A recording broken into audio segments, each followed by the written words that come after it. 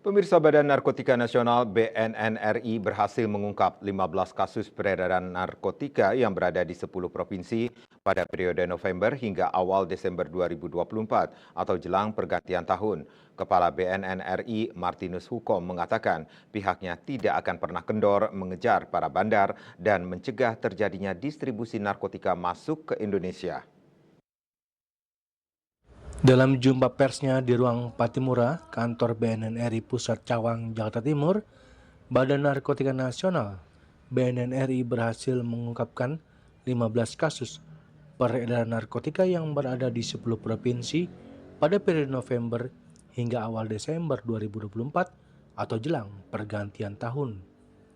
Dari hasil pengungkapan ini, 35 tersangka ditangkap dan barang bukti berbagai jenis narkotika hingga uang tunai ikut diamankan.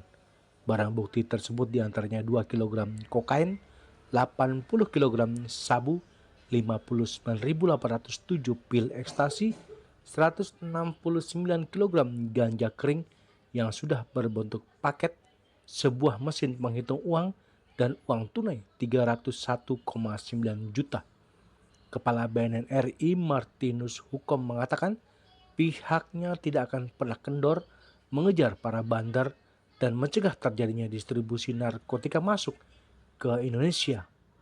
Adapun atas perbuatan ini 35 tersangka dijerat pasal 114 ayat 2 junto, pasal 132 ayat 1 subsidiar, pasal 112 ayat 2 Undang-Undang Nomor 35 Tahun 2008 tentang narkotika. Tahun depan kita pada hari ini sudah hampir memasuki ujung daripada tahun 2024. Tahun 2025 kita akan melakukan pengejaran yang tidak terputus, hot pursuit bagi siapapun.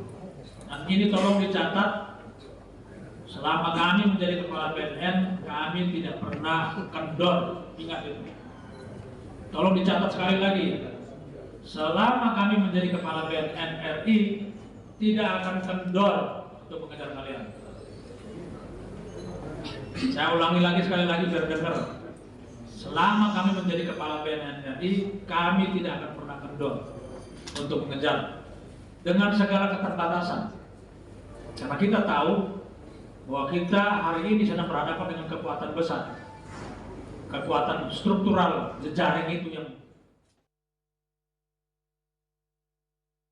Dari Jakarta, Julius Suharto dan Ketut Sumadiasa melaporkan.